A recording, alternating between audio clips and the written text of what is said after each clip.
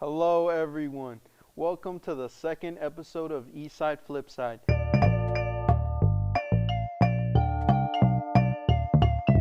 I'm Galo de Cruz. There's some major stories today, so let's just get right into it. The writer's strike has ended after nearly 5 months of protest. The Writers Guild of America and the Alliance of Motion Picture and Television Producers have reached an agreement involving extended contracts, more benefits, and restructured residential system.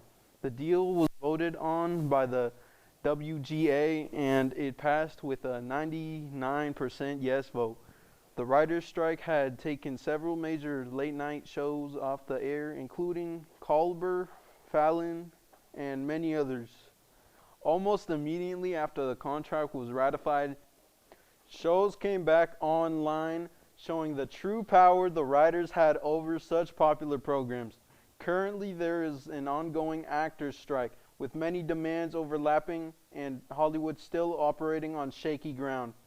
While many people make art as a way to relax, scientists are saying that it can actually improve mental and physical health.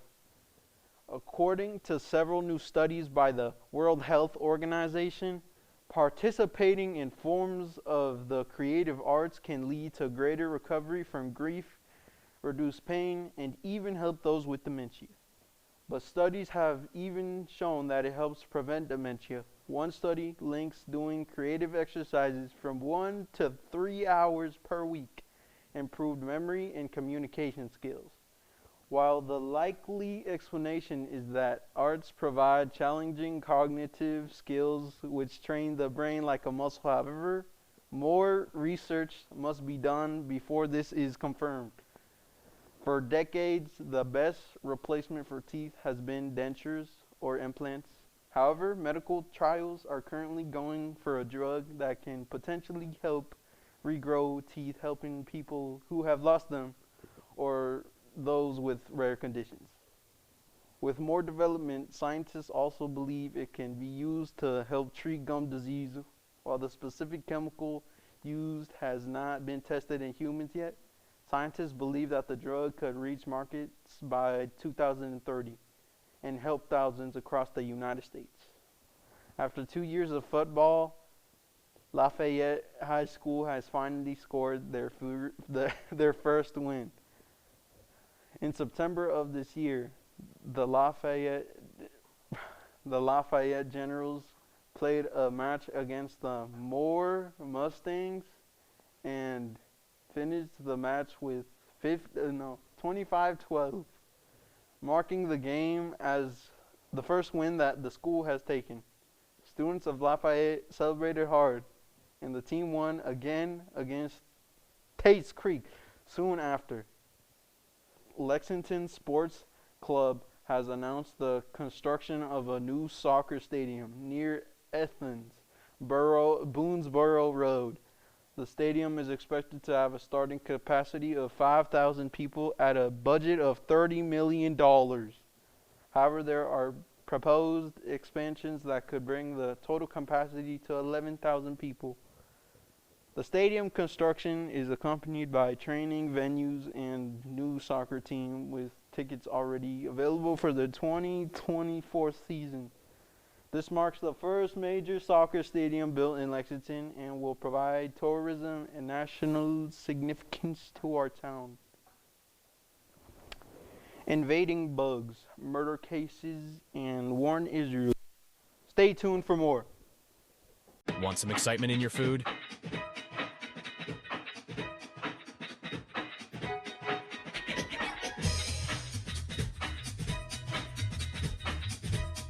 Clyde's candy is the sweetest around. But don't take it from us.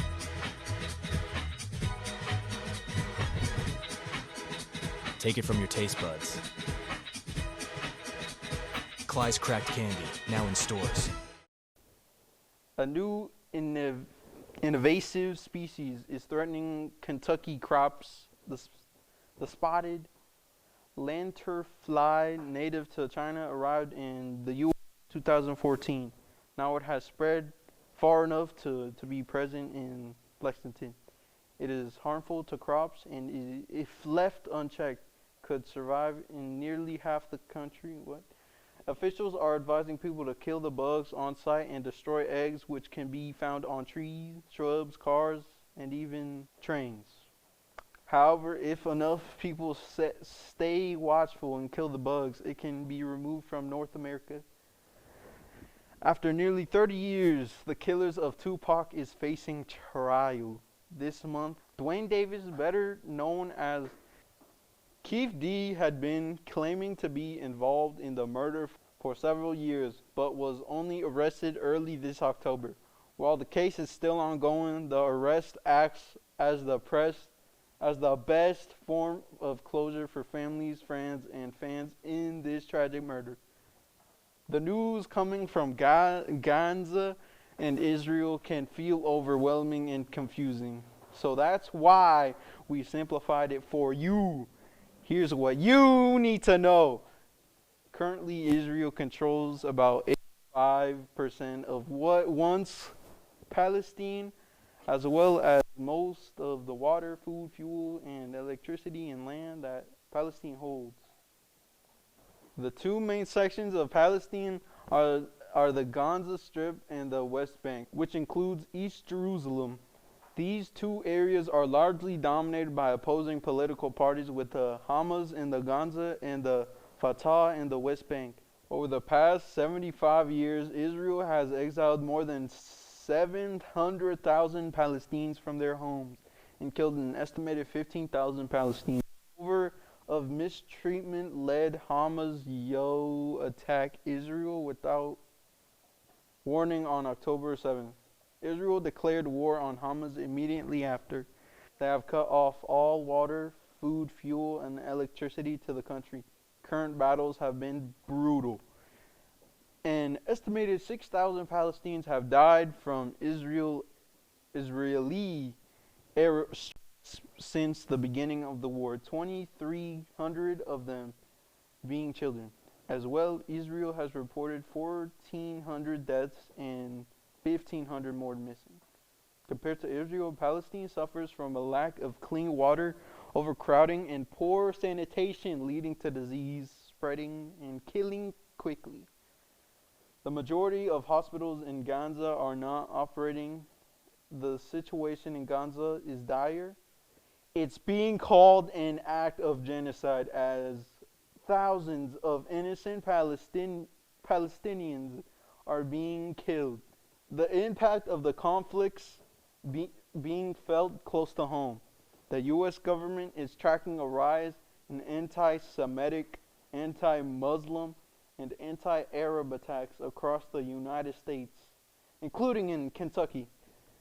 A man was arrested in Kentucky for making anti-Semitic threats against students and educators at the UK Jewish Student Center. Despite the hate, there have been rallies to show support across America, both in support of Palestine and Israel. 10 minutes from Eastside at the Fayette County Courthouse Plaza, people gathered on Tuesday calling for an end of the siege on Gaza. Americans' tax-paying dollars are currently going to supporting Israel. According to the CRS report, the U.S. spent $40.8 billion on funding Israel in 2022. American companies such as Disney, McDonald's, Starbucks, and plenty others also show their support for Israel by pledging money, giving free meals to Israeli military, and sharing support on social media. Well, that's all we have for you. Thanks for tuning in to our second show, and we'll be back soon with more. Bye, Eastside.